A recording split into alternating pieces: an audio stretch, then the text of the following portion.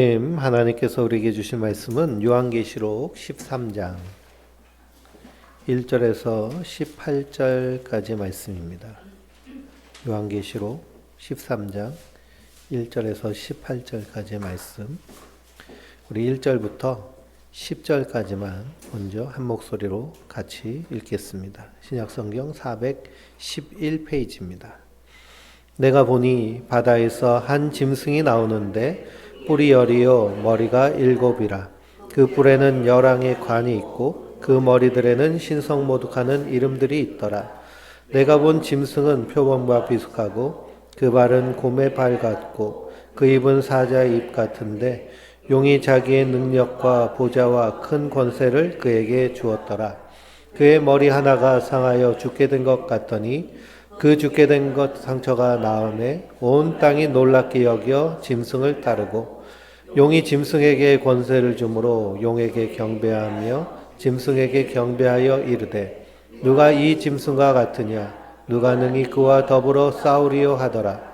또 짐승이 과장되고 신성모독하는 입을 받고 또 42달 동안 일할 권세를 받았느니라. 짐승이 입을 벌려 하나님을 향하여 비방하되 그의 이름과 그의 장막 곧 하늘에 사는 자들 비방하더라. 또 권세를 받아 싸워 이기게 되고 각 족속과 백성과 방언과 나라를 다스리는 권세를 받으니 죽임을 당한 어린 양이 생명책에 장세 이후로 이름이 기록되지 못하고 이 땅에 사는 자들은 다 그 짐승에게 경배하리라.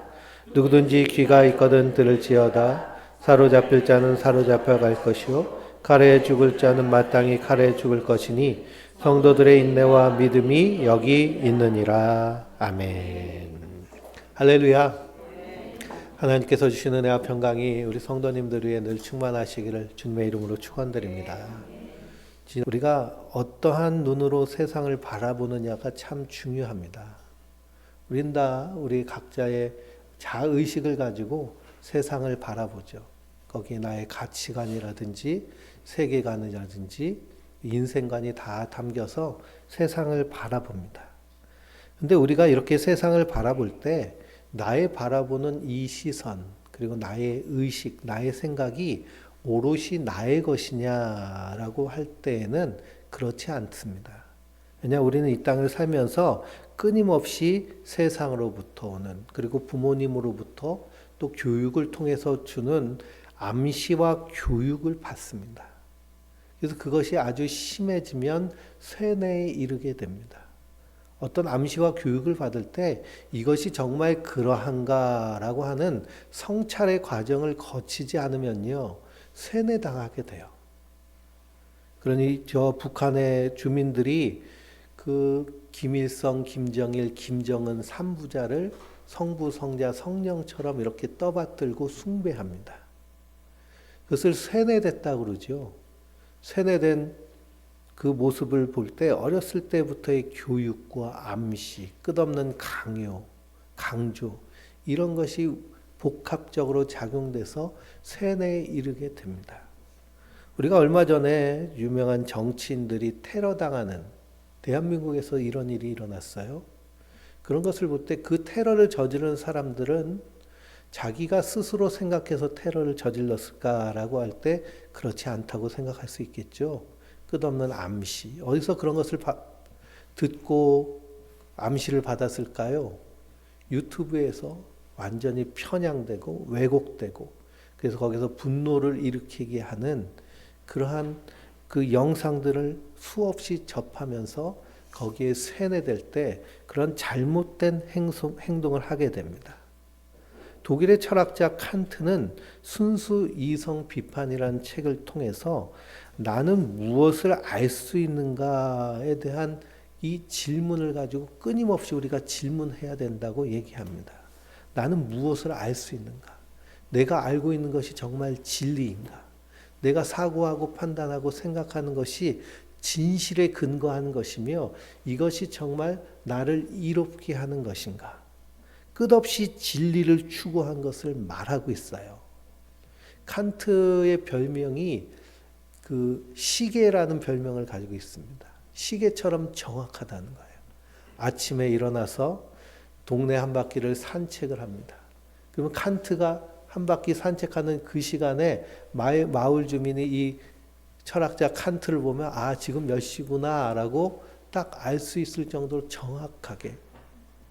근데 이분은 산책을 통해서 철학적인 그런 사고를 한 분인데요. 그래서 가장 핵심은 끝없이 진리를 추구할 것이라는 거예요. 무엇을 내가 정말 알고 있는가? 우리 그리스도인들은 끝없이 진리를 추구하는 자들인 줄 믿습니다. 사실 그리스도인뿐만 아니라요, 하나님이 창조하신 우리 인간들은 끊임없이 진리를 찾아서 살아야 돼요. 정말 내가 생각하는 것이 맞은가? 정말 이것이 옳은가? 내가 무엇을 알고 있는가? 이렇게 진리가 분명하게 추구될 때 우리의 삶의 방향이 정확합니다. 내가 무엇을 해야 하는가? 무엇을 할 수 있는가? 분명한 방향성이 있을 때요, 그 인생은 흔들리지 않습니다. 근데 수많은 사람들이 그 방향성을 잃어버리고 어디로 가야 할지 알지 못하니 어떻게 살아갈까요? 다른 사람을 쫓아가요. 쫓아가다 보니 내가 정말 제대로 가고 있는가? 바르게 가고 있는가? 결국 그 끝이 절벽인 경우가 참으로 많습니다. 저 아프리카 사바나 지역 동물의 왕국을 보면요, 거기에 스프링벅이라고 하는 그런 영향이 있어요. 이 스프링벅은 이름 그대로 그 점프 선수입니다. 스프링처럼 통통 튀는데요. 얼마나 높게 뛰는지 3m, 4m 그냥 기본적으로 뛰면서 막 초원을 달리고 사자가 사냥하러 쫓아오는 것을 피합니다. 근데 이 스프링벅은 하루 종일 풀을 뜨는데요. 한 마리가 갑자기 뛰기 시작하면 나머지도 그냥 정신없이 뛰어요. 방향 없이 막 뛰다가 절벽을 만나면 앞에 있는 그 스프링벅이 절벽을 보지 못하고 절벽 아래로 돌진하면 뒤에 있던 스프링벅들은 다 어떻게 될까요? 다 떨어져서 절벽에서 몰수하는 경우들이 가끔 있다고 그럽니다. 근데 그 모습이 단순히 그 스프링벅들의 이야기만 아니라 이 세상의 모습이기도 합니다. 그렇기 때문에 우리가 끊임없이 진리를 추구해야 돼요. 예수님은 이 진리에 대해서 뭐라고 하셨나요? 진리가 너희를 자유케 하리라. 예수 그리스도를 주로 믿어서 그리스도인이 된 거듭난 우리 성도들은 어디서 진리를 찾는 자들일까요? 하나님의 말씀에서 진리를 찾는 자들입니다. 우리를 창조하신 하나님의 창조의 원리를 따라 살아내서 그 하나님의 창조의 원뜻을 이루며 살아갈 때 우리는 진리 안에서 자유할 수 있는 줄 믿습니다. 여기서 중요한 것은 나의 삶에 대한 태도가 참으로 중요합니다. 내가 어떤 태도로 살아가느냐. 이 태도가 우리 안에서 동기부여를 유발합니다. 그런데 우리가 예배 드리러 나올 때의 태도는 어떻게 해야 될까요? 하나님을 만나는 귀한 시간, 성도들과 교제하는 복된 시간, 이러한 마음가짐과 태도로 나의 마음을 다잡고, 그리고 예배 자리에 나올 때 우리가 드리는 예배에서 하나님과의 친밀함을 경험하게 됩니다. 그런데 그저 습관적으로 동네 슈퍼 놀러 가듯이 교회에 와서 예배에 참여한다 그러면 그 안에서의 마음가짐이나 태도는 분명히 문제가 있겠죠. 그래서 이러한 분명한 태도는 강한 동기부여를 우리에게 주어서 우리의 삶을 변화시킵니다. 우리가 다람쥐 쳇바퀴 돌듯이 살면서 삶이 무료한 이유 중에 하나는 무엇이냐 하면 나의 태도와 동기부여가 문제가 되기 때문에 그래요. 뇌과학자들이 동기부여가 현대인들이 잘 되지 않는 이유에 대해서 연구를 했는데요. 동기부여에 해당되는 호르몬이 도파민 호르몬입니다. 근데 도파민이라는 호르몬 양이 한정돼 있어서요. 도파민을 사용할 때 우리에게 강한 동기부여가 일어나는데 일상생활 가운데 이 도파민을 다 써버린다는 거예요. 주로 어디서 쓰느냐 하면 이 핸드폰에 나와 있는 영상들, 유튜브, 특별히 쇼츠라고 그래서 짧은 영상들 있죠. 쇼츠는 짧게 영상을 하나 보십시오라는 그런 의미로 만들어진 것입니다. 근데 한번 들어가서 보기 시작하면 어떻게 될까요? 1시간, 2시간 정신없이 흘러가요. 짧게 보라는 것인데 계속 보게 만들어요. 왜 그러냐 하면 이 쇼츠를 만드는 제작자들은 어떤 목적이 있을까요? 이것을 보면서 계속 보게 하여서 이곳에 머무르게 만드는 거예요. 머물러야 뭐가 생길까요? 수익이 창출되죠. 유튜브를 보면 계속 광고가 나오고, 그러면서 쇼츠 안에서도 어떤 좋은 상품에 대한 이것을 필요하다고 하는 암시를 계속 주면서 우리에게 소비하게 만듭니다. 그러니까 그 사람들은 이렇게 영상을 만들면서도 어디에 집중해요? 이거 계속 보고 있어야 돼, 계속 보고 있어야 돼. 이렇게 여기에 집중을 합니다. 그러다 보니 우리 도파민이 계속 다 허비되는 거죠. 그래서 다른 일을 하려고 할 때 동기부여가 잘 안 되고 귀찮고 힘들고, 그래서 일을 잔뜩 밀어놨다가 이제 결국 데드라인 다가올 때 그때 급하게 처리하는 경우들은 대부분 뇌과학자들은 이렇게 얘기합니다. 그래서 우리의 삶의 태도, 나는 어떤 삶을 가지고 살 것인가? 그냥 세상에 이러한 매체를 만드는 그런 제작자들이 원하는 대로 거기에 끌려서 살 것이냐? 안 그러면 하나님이 원하시는 그 창조의 원래 뜻을 이루며 살 것이냐? 우리의 분명한 태도와 그 안에서 우리의 삶이 가는 방향이 분명해야 될 줄 믿습니다. 우리가 요한계시로 함께 나누는데 오늘 말씀 읽어보니까 뭐 용이 나오고 짐승이 나오고 바다에서 짐승, 땅에서 짐승, 표범, 곰, 뭐 이런 상징들이 나오죠. 그래서 이 요한계시록은 창세로부터 십자가까지, 십자가로부터 예수님의 재림 때까지 묵시를 기록한 말씀이 계시록입니다. 묵시라 함은 역사 뒤에서 일어나는 영적인 세계의 이야기예요. 그러니 이 계시록을 볼 때 우리는 어떤 눈으로 봐야 될까요?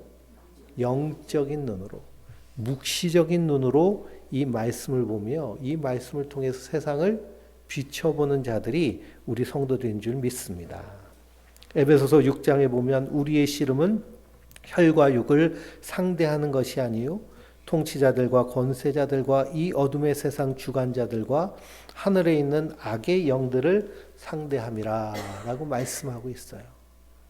그러니 어떤 현상 뒤에 있는 그러한 영적인 세계를 우리 그리스도인들은 통찰할 때 우리가 이 땅 가운데서 진리로 살아낼 수 있는 줄 믿습니다.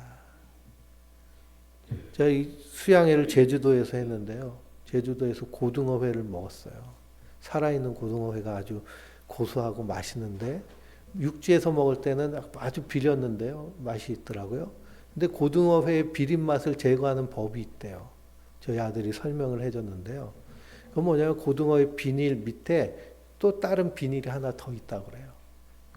거기서 비린 맛을 많이 만들어내는데 그것까지 잘 벗겨내야 그 고등어가 비리지 않고 맛있다고 그럽니다. 그러니 밖에서 보이는 비늘만 있는 것이 아니라 그 뒤에 안에 담겨져 있는 그런 이 고등어의 속비닐처럼 우리가 영적인 세계를 온전히 이해하지 못하면 세상을 온전히 바라볼 수 있다라고 말할 수 없는 거예요. 그러니 요한계시록 12장에 용에 대한 이야기가 나오고 그리고 해를 입은 여인에 대한 여자에 대한 이야기가 나옵니다. 그런 모든 이야기들은 상징들로 되어 있어요. 상질의 본질을 잘 파악하고 분별하는 것에서부터 성경이 바로 해석되는 것이고요. 우리의 모든 삶의 자리에서도 수많은 그런 상징들의 본질을 파악할 때 우리가 바른 길로 걸어갈 수 있는 줄 믿습니다. 그러니 이 용은 무엇을 상징하나요? 원수 사단 마귀를 상징하는 거예요. 해를 입은 여인은 무엇을 의미할까요?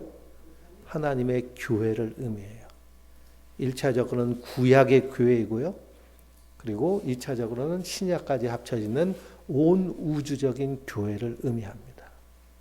그래서 이 여인이 낳은 아들이 있죠. 이 여인이 낳은 남자가 무슨 권세를 가졌어요? 철장 권세를 가졌어요. 철장 권세를 가진 이 남자는 누구를 상징할까요? 예수님을 상징해요. 예수님이 십자가에서 승리하신 줄 믿습니다. 십자가에서 이루어진 치열한 영적인 전쟁. 그래서 그 십자가로 구원한 하나님의 백성들이 이 땅 가운데서 치르는 치열한 영적인 전쟁의 그 모습을 계시록은 우리에게 그림처럼 보여주고 있습니다. 12장 17절을 보면 용이 여자에게 분노하여 돌아가서 그 여자의 남은 자손 곧 하나님의 계명을 지키며 예수의 증거를 가진 자들과 더불어 싸우려고 바다 모래 위에 서 있더라 라고 말씀하고 있습니다. 이 원수 사단 마귀가 왜 여자에게 분노하였을까요? 분노한 이유는 용이 말하는 대로 행하지 않기 때문이에요. 이 마귀가 에덴 동산에서 아담과 하와에게 한 말은 뭘까요? 이 선악과를 따먹으라는 거예요. 하나님이 따먹지 말라는 이것을 따먹으라는 거예요. 그럼 넌 하나님처럼 될 거야. 그냥 하나님이 금하신 것을 하라고 자꾸 말하는, 하나님 말씀에 불순종하라고 계속 말하는 것입니다. 그러나 이 그리스도인들, 하나님의 백성들은 이 뱀의 말을 듣는 사람일까요? 하나님 말씀을 듣는 사람일까요? 하나님의 말씀을 듣는 자들이에요. 그러니 용이 여자에게 분노하여 돌아가서 여자의 남은 자손, 하나님의 계명을 지키고 예수의 증거를 가진 자들은 누굴까요? 구약의 성도들, 예수님 메시아의 오심을 기다리는 성도들, 또 신약의 그리스도로 말미암아 구원받은 성도들을 상징하고 있는 줄 믿습니다. 싸우려고 어디 위에 섰어요? 바다 모래 위에 서 있습니다. 바닷가에 서 있는 것이죠. 그러니 하늘에서 쫓겨난 이 용이 땅에서 권세를 잡는데요. 이 땅은, 지구는 뭘로 이루어져 있어요? 바다와 땅으로 이루어졌잖아요. 바다와 땅이 만나는 곳이 바로 바다 위 모래 해변이기 때문에 그 위에서 하나님의 교회와 영적인 전쟁을 치르고 있습니다. 그리고 이 영적인 전쟁에서 그리스도께서 승리하셨는데요. 그 승리하신 것이 그냥 간단한 승리가 아니라는 거예요. 치열하고 엄청난 전쟁이 영적인 세상에선 이루어진 것이고, 이 전쟁을 통해서 바로 저와 여러분을 구원해 내신 줄 믿습니다. 허물과 죄로 죽은 인생들, 사망에 붙잡혀서 마귀의 종로로 타는 인생들을 구원해 낸다는 것, 거기서 빼내온다는 것이요, 그냥 간단하고 쉬운 이야기가 아니라는 거예요. 그래서 오늘 말씀해 보니까 첫 번째는 바다에서 나온 짐승이 나오고, 두 번째는 땅에서 나온 짐승이 나오고, 그리고 마지막에는 이 짐승의 표에 대해서 말씀하고 있습니다. 그래서 13장은 세 부분으로 나눌 수 있어요. 근데 우리가 요한계시록의 이런 상징적인 내용을 볼 때 샘플이 되고 그리고 주석이 될 수 있는 그런 해석을 해야 되는데, 어디로 통하여서 해석을 해야 될까요? 예? 말씀을 통해서, 특별히 구약 성경을 통해서 우리가 해석해야 됩니다. 이 성경은 성경이 해석해야 된다고 제가 여러 번 말씀을 드렸는데요. 그러니 이 요한계시록 13장과 비슷한 내용의 이야기들이 어디에 나올까요? 다니엘서에 나옵니다. 다니엘서 2장과 7장과 8장과 11장, 12장에 그 내용이 나와요. 다니엘서 7장에서는요, 그림을 한번 비춰봐 주세요. 느부갓네살 왕이 한 신상을 봅니다.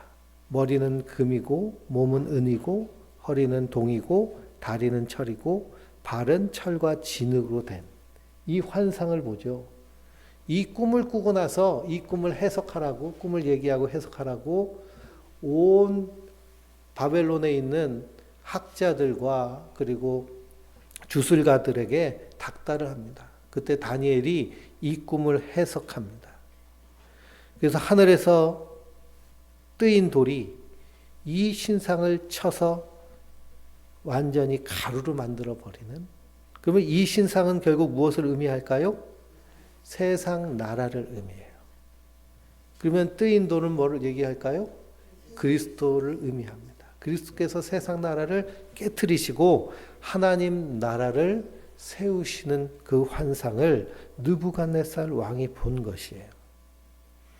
그리고 7장에 보면 다니엘 선지자가 환상을 봅니다. 그 환상은 사자와 곰과 표범과 사나운 짐승과 뿔들의 환상이에요. 그리고 그 7장을 쭉 읽어보면 그 환상의 의미에 대해서 다 해석이 나와 있습니다. 사자는 바벨론 제국, 곰은 페르시아 제국, 그리고 표범은 헬라 제국, 그리고 무서운 짐승은 로마 제국, 그리고 열뿔들은 로마 제국이 갈라지면서 수많은 열국 나라들, 그 환상을 다니엘 선지자가 봐요. 그리고 나서는 8장에서는 양과 두 뿔, 순염소 이런 환상을 보는데 이것은 바사 제국과 헬라 제국의 왕들을 의미합니다. 이것을 종합해 볼 때 이 요한계시록 13장에 바다에서 한 짐승이 나오는데요. 그 짐승의 모습이 다니엘이 본 짐승과 다 일치하고 다 섞여 있어요. 그래서 바다에서 나온 짐승은 무엇을 상징할까요? 세상 나라를 상징해요. 나라는 절대 권력을 가지고 있죠. 그래서 우리도 어디에 속해 있어요? 대한민국이라는 국가에 속해 있습니다. 세상 권력, 국가 권력이 바로 바다에서 나온 짐승이에요. 근데 4절에 보니 용이 짐승에게 무엇을 줬어요? 권세를 줬어요. 그래서 용에게 경배하며 짐승에게 경배하여 이르되 누가 이 짐승과 같으냐? 누가 능히 이와 더불어 싸우리요라고 합니다. 그러니 국가 권력 앞에서 우리가 싸울 수 있는 힘이 있는 개인이 있을까요? 없습니다. 그래서 국가 권력에 복종하고 때로는 거기에 따르는 것이 우리 인생들의 모습이에요. 근데 모든 국가를 다 이 바다에서 나온 짐승으로 보면 또 오류가 있습니다. 왜 그러냐? 이 국가 권력을 세우는 것이 모든 권력은 국민에게서 나온다고 헌법에 정해져 있죠. 그래서 우리가 투표를 통해서 대통령을 뽑습니다. 고대 사회는 왕이 세습해서 계속해서 국가 권력을 장악하고 있죠. 근데 이 권력을 가진 사람들이 용의 말을 듣고 용의 원리를 따라서 국가를 경영한다 하면 그 나라는 어떤 나라가 될까요? 마귀의 나라, 짐승의 나라가 되는 것입니다. 그럼 하나님 나라와 세상 나라의 차이점은 뭘까요? 하나님 나라의 다스림의 원리는 사랑과 공의예요. 사랑과 정의. 하나님은 사랑으로 그리고 정의로 세상을 다스리십니다. 사랑과 정의가 가장 아름답게 연합한 곳이 바로 십자가예요. 십자가에서의 하나님의 사랑은 아무리 큰 죄인이라 할지라도 자신의 죄를 회개하고 십자가 앞에서 예수님을 주로 섬기면 그 허물과 죄는 용서해 주시는 거예요. 그래서 십자가는 용서의 십자가입니다. 근데 십자가에서 나타난 하나님의 정의는 뭘까요? 하나님의 아들인 그리스도께서 우리의 죄를 대신 지시고 그 십자가를 지시는 거예요. 그 십자가를 지실 때 하나님은 그 예수님을 외면하셨어요. 엘리 엘리 라마 사막다니 아버지여 아버지 어찌하여 나를 버리셨나이까. 왜 거기서 십자가에서 하나님 외면하셨어요? 죄인들의 죄를 대신 지셨기 때문에. 그리고 십자가에서 죄는 반드시 심판받는다고 하는 하나님의 정의가 담겨져 있습니다. 그것이 하나님의 나라예요. 그러니 이 땅의 나라에서도 하나님의 사랑과 공의가 바르게 실천되고 있다라고 한다면 그 나라는 짐승의 나라라고 할 수 없겠죠. 그러나 이 사랑과 공의가 실천되지 않을 때 그 나라는 짐승의 나라가 됩니다. 그리고 우리가 쉬운 예로 유전무죄, 무전유죄라는 말이 있잖아요. 죄를 지으면 재판을 받는데 돈이 많은 사람은 자기를 변호할 사람을 비싼 돈을 주고 사죠. 어떤 사람을 살까요? 전관예우 변호사를 삽니다. 전관예우라는 것은 전에 관에서 일했던 사람이라는 거예요. 국가에서. 판사라든지 검사라든지. 특히 판사나 검사 중에 고위직에 있던 사람이 이제는 직을 내려놓고 사회에 나와서 변호사를 개업하면 그러면 한 5년간의 모든 그 재판에서는 전관예우를 받습니다. 전관예우를 받는다는 것은 법대로 하지 않고 그 사람의 변호에 큰 영향력을 준다는 거예요. 그러니 돈 많은 사람들은 전관예우 변호사를 써가지고 어떻게 할까요? 예? 죄가 있던 것도 무죄를 받기도 하고 집행유예를 받기도 하고 풀려나서 감옥에 가지 않습니다. 근데 가난한 사람은 어떻게 될까요? 가난한 사람은 변호사 쓸 돈이 없으니 국선 변호사 쓰고 그러면은 법대로 심판을 받죠. 어떨 때는 더 중하고 더 센 벌을 받기도 합니다. 이것이 국가의 모습이에요. 그러니 이 땅이 하나님 나라인가 짐승의 나라인가 라고 생각할 때 짐승의 나라인 것이 더 강하죠. 근데 우리는 그리스도인들은 이 짐승의 나라 가운데서 어느 나라를 사는 자들이에요? 하나님 나라를 사는 자들이에요. 그래서 우리는 두 나라에 포함되어 있습니다. 세상 나라와 하나님 나라. 그래서 이 세상 나라 가운데 하나님 나라를 살아내는 거예요. 그렇게 하나님 나라를 살아낼 때 짐승의 나라 가운데서도 어떤 나라를 보여줄 수 있어요? 하나님 나라를 보여줄 수 있어요. 그러니 전관예우 변호사라 할지라도 자기가 변호할 때 이건 정말 변호해서는 안 된 일이 있으면 내가 그리스도인이라면 어떻게 하면 될까요? 안 하는 거예요. 그리고 가난한 자의 편에 서가지고 그들을 변호하는 그런 사람들 인권 변호사라고 얘기하잖아요. 그리스도인 등의 많은 분들이 그런 일을 행하는 사람들이 참 많습니다. 그러니 이 짐승의 나라 가운데서도 하나님 나라를 살아내려고 노력하는 것, 이것이 그리스도인의 모습인 줄 믿습니다. 남들은 다 그러니까 나도 똑같이 이렇게 욕심 부리며 살겠다. 이것이 짐승의 나라예요.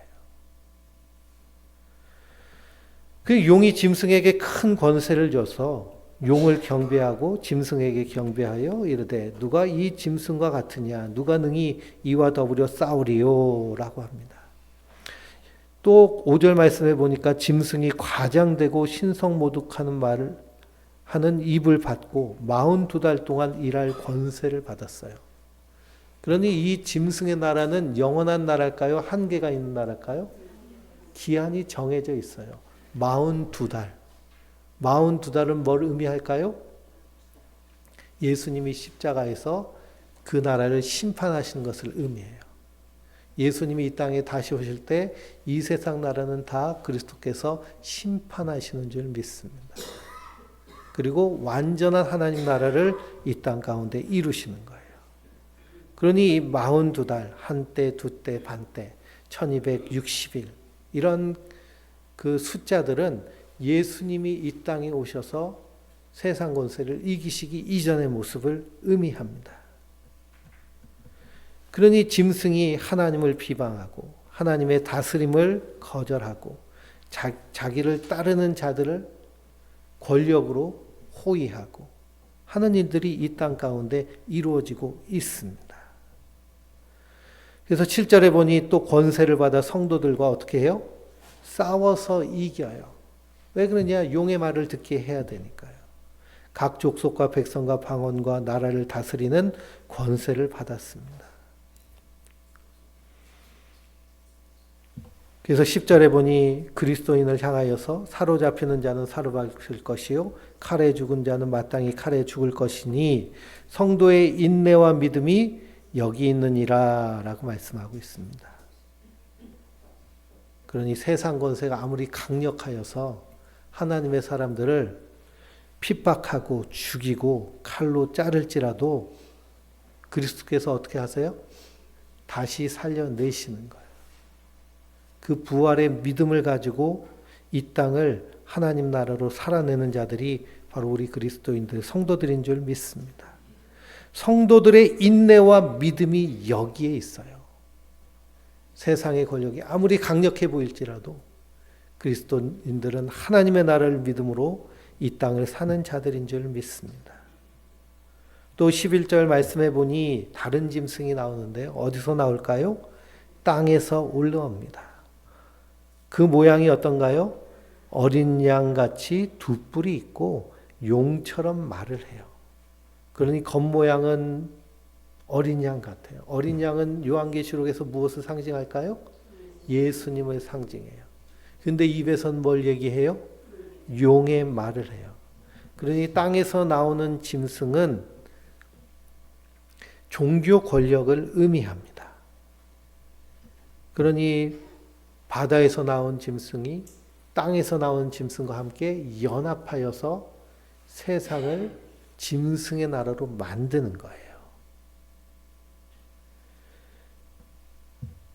그러니 천사도 마귀도 이 땅 가운데 나타날 때 어떤 모습으로 나타날까요? 광명한 천사의 모습으로 나타나요. 그래서 세상을 미혹하고 속입니다. 예수님은 거짓 선지자에 대해서 말씀하셨는데요. 마태복음 7장 15절을 보면 거짓 선지자들을 삼가라, 조심하라는 말씀이죠. 양의 옷을 입고 너희에게 나오나 속에는 노략질하는 일이다 라고 말씀하십니다. 양의 모습으로 나오지만 그러나 그 속에는 강도질하는 노략질하는 일이라는 거예요. 늑대라는 거예요. 잡아먹으려고. 그러니 양의 모습을 했다고 해서 다 양이 아닙니다. 그 입에서 나오는 말이 어떤 말인지 귀담아 들어야 될 줄 믿습니다. 그래서 분별해야 돼요. 이단이라고 할 때 교회 밖에도 이단이 있고요. 교회 안에도 이단이 있습니다. 이단은 끝 단자 달을 이자예요. 처음엔 비슷하게 가는데요. 끝에는 다른 얘기를 해요. 처음에는 십자가 얘기하고 예수 얘기하는데 마지막에는 세상 얘기하고 돈 얘기하고 명예, 권력 이런 얘기해요. 그러니 저 천지에서 요즘은 이제 신문이 막 오는데 저한테는 신문이 두 종류가 와요. 천지에서 보내는 거랑 또 구원파에서 보내는 거랑. 아주 그냥 종이도 얼마나 좋은 종이를 쓰는지 코팅해가지고 매끈매끈한 종이를 보내줘요. 천지에 보니 요번에 대구에서 자기들 10만 명 모았다고 그 집회한 사진 확 그냥 운동장 꽉 찼더라고요. 그러면서 이제 뭘 얘기하냐면 세계 평화를 이룬다고 그래요. 세계 평화. 그 전에 얘기했던 거랑 지금이랑 틀리잖아요. 그렇죠? 그 전에는 어디 안에 들어오라고 그랬어요? 14만 4천 안에. 근데 14만 4천이 넘으니까 이제 뭘 얘기해요? 세계 평화. 14만 4천은 뭐가 있기 때문에 14만 4천 안에 들어와요? 심판이 있으니까 들어오라고 그러는데요. 그럼 세상이 심판당할 건데 무슨 평화를 얘기해요? 그러니 계속 말을 바꿔갑니다. 왜 그러냐? 그 속에 진리가 없고 그것이 바로 오늘 말씀에 나와 있는 땅에서 나온 짐승의 모습이기 때문이에요. 종교 권력을 가지고 끊임없이 바다에서 나온 짐승, 국가 권력과 함께 용의 말을 따르라고 합니다. 마귀의 말을. 그러니 하나님의 말씀을 따르지 못하게 만들고요. 하나님 말씀을 따르는 자를 어떻게 할까요? 박해하고 괴롭혀요. 그러니 12절 읽어볼까요? 그가 먼저 나온 짐승의 모든 권세를 그 앞에서 행하고 땅과 땅에 사는 자들을 처음 짐승에게 경배하게 하니 곧 죽게 되었던 상처가 나은 자니라. 큰 이적을 행하되 심지어 사람들 앞에서 불이 하늘로부터 땅에 내려오게 하고 짐승 앞에서 받은 바 이적을 행함으로 땅에 거하는 자들을 미혹하여 땅에 거하는 자들에게 이르기를 칼에 상하였다가 살아난 짐승을 위하여 우상을 만들라 하더라 그랬습니다. 그러니 큰 이적을 행하는데 하늘에서 불을 땅에 내려오게 해요. 이 이적은 누가 행했을까요? 엘리야 선지자가 행하겠죠. 갈멜산에서 바알의 숭배자들과 맞서 싸울 때 하늘에서 불이 내려와서 하나님의 살아계심을 증거했습니다. 근데 이 땅에서 올라온 이 짐승도 비슷한 행위를 하는 거예요. 그래서 성도를 미혹합니다. 요한 사도는 그래서 우리에게 분명히 얘기합니다. 분별하라는 거예요. 영들을 분별하라. 악한 사단 마귀도 기적과 능력과 표적을 행한다는 거예요. 영들을 다 믿지 말고 그 영이 하나님께로부터 왔는지 분별하라는 겁니다. 그러니 그 신사도 운동하는 사람들 집회에서 막 기도하고 찬양하고 막 그러면서 막 손에 뭐가 떨어졌다 그래요? 금가루가 떨어지고 이빨에 금리가 나고 막 별의 별걸 다 보고 막 환상을 봤다고 그러고 금가루가 여기 떨어져 있어요. 그런데 어디 금가루가 있어요? 그럼 뭐라 그래요? 믿음이 없어서 보이질 않는군요. 이렇게 얘기합니다. 그러니 그리스도께서 이 땅에서 행하신 기적과 능력과 표적은 분명한 사인이에요. 그분이 누구신가? 그분이 하나님이시라는 거예요. 근데 이 땅에서 올라온 짐승이 하는 것은 결국에는 세상으로 미혹하게 하기 위함입니다. 그러니 누구와 짝짝꿍이 돼서 바다에 올라온 짐승과 짝짝꿍이 돼서 그래서 끝없이 사람들을 미혹해서 이 땅을 짐승의 나라로 만드는 거예요. 그러니 보수 기독교라고 하는 태극기 부대들 있잖아요. 태극기 부대들 광화문에 모여서 어디 광장에 모여서 집회하는 것을 보면 앞에서 다 누가 인도해요? 목사라는 사람들이 인도를 하잖아요. 뭘로 보면 딱 들어맞을까요? 땅에서 올라온 짐승들이구나 보면 됩니다. 누구랑 붙어서? 예? 국가 권력과 붙어서. 그 사람들이 왜 그렇게 열심히 할까요? 공천받아서 국회의원 되고 싶어서. 그래서 권력을 갖고 싶은 그런 욕심들 탐하는 것들. 그러니 원주에도 이 태극기 흔드시는 분들이 꽤 많으시다고 그래요. 그래서 막 기차 타고 가시고 버스 타고 가시고 집회에 참석하고. 그러니 거기서 이게 흔드는 게 대단한 애국, 그리고 나라를 살리고 교회를 살리고 미래를 살리는 일이라고 그렇게 생각하면서 흔드시지만 다 어떻게 된 분들일까요? 여기에 미혹돼서 속은 분들이에요. 우리가 끊임없이 진리를 추구하고 진리를 찾고 그 안에서 나 자신을 성찰하지 않으면 거기에 속기가 너무나도 쉽습니다.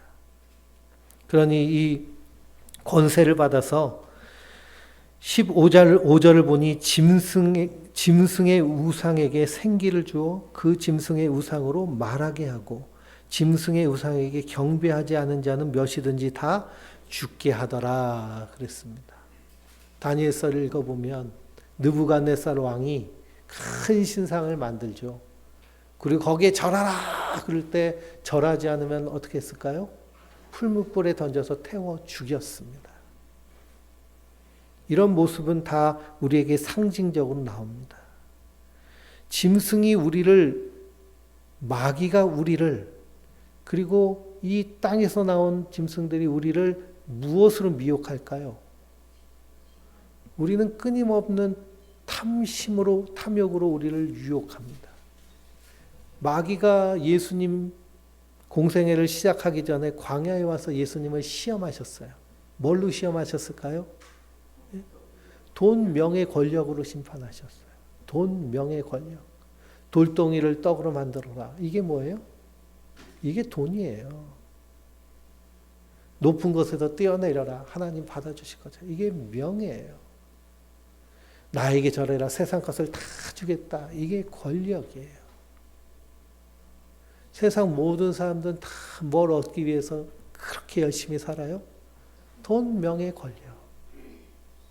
우리가 이 땅에서 일하는 것도 돈 벌려고 일하는 거잖아요. 근데 중요한 것은 그것이 목적이냐, 안 그러면 그것을 통해서 우리가 다른 하나님 나라를 이룰 것이냐, 여기에서 큰 차이가 나타나게 됩니다. 그러니 우리는 이 땅에서 끊임없이 이 바다에서 나오는 짐승과 땅에서 나오는 짐승의 유혹과 미혹 가운데 살고 있습니다. 그럼에도 이 땅에서 어떤 나라를 살아내는 자들일까요? 하나님 나라를 살아내는 자들인 줄 믿습니다. 하나님 나라를 살아내요. 그들의 말을 따라 사는 것이 아니라 하나님의 말씀을 따라 사는 거예요. 그러니 그들의 말을 따라 사는 자들의 모습이 16절에서 18절까지 나오는데요. 같이 읽어볼까요? 그가 모든 자, 곧 작은 자나 큰 자나 부자나 가난한 자나 자유인이나 종들에게 그 오른손이나 이마의 표를 받게 하고 누구든지 이 표를 가진 자 외에는 매매를 못하게 하니 이 표는 곧 짐승의 이름이나 그 이름의 수라. 지혜가 여기 있으니 총명한 자는 그 짐승의 수를 세어보라. 그들은 사람의 수니 그 수는 666이니라 그랬습니다. 그 수는 666이에요. 666을 모르는 사람은 거의 없죠. 그래서 이 666, 인터넷에 치면 666 치면 얼마 전엔 베리칩이라고 그러고요. 지금은 코로나 백신이라고 해서 백신 안 맞은 사람들 초기에 많았죠. 근데 이 성령의 인침에 대해서 우리가 함께 나눴잖아요. 성령의 인침이 영적인 것이라면 이 666도 물질적인 것이 아니라 영적인 것입니다. 그러니 짐승의 표를 받는 자는 이 땅에 올인하며 사는 것을 의미해요. 그 표를 받아야 뭘 할 수 있어요? 매매할 수 있다는 것. 매매한다는 건 섞여 산다는 거거든요. 이 땅에서 섞여 살기 위해서 짐승의 나라에서 짐승처럼 사는 것이 666표를 받은 자들입니다. 이 666표는 말세만 주는 것이 아니라 창세 이후부터 이 표는 이미 있었어요. 누가 받았을까요? 666표를 제일 먼저 받은 사람이 누굴까요? 666표를 제일 먼저 받은 사람? 네? 가인이에요. 가인이 아벨을 죽이고 나서 그리고 나서는 자기가 이제 살인자가 됐으니까 같이 살지 못하잖아요. 그러니까 표 달라고 그럽니다. 그래서 하나님 주신 표가 짐승의 표예요. 섞여 사는 것. 우리도 이 땅에서 섞여서 살지만 그러나 이 땅에서 어떤 나라를 사는 자들이에요? 하나님 나라, 거듭난 자. 그래서 니고데모에게 사람이 거듭나지 않으면 하나님 나라를 볼 수 없느니라. 우리도 다 666표 받은 자였는데 그리스도께서 우리의 허물과 죄를 다 대신 지시고 십자가에 달려 죽으심으로 거듭나게 하셔서 이제는 이 666이 아니라 하나님의 성령에 인침받은 자들인 줄 믿습니다. 그러니 우리가 세상을 온전히 분별하고 이 땅에서 하나님 나라를 살아낼 때 악한 사단 마귀가 우는 사자처럼 삼킬 자를 찾으려 하지만 성도는 두려워할 이유가 없습니다. 왜 그럴까요? 우리는 이미 하늘에 옮겨진 자일 뿐만 아니라 우리 안에 성령께서 함께 하시고 인도하여 주시기 때문이에요. 그러니 강하고 담대함을 가지고 이 땅 가운데서 하나님 나라의 가치에 따라서 하나님 말씀에 따라서 살아내고 승리하는 하나님의 사람들 되시길 주님의 이름으로 축원드립니다.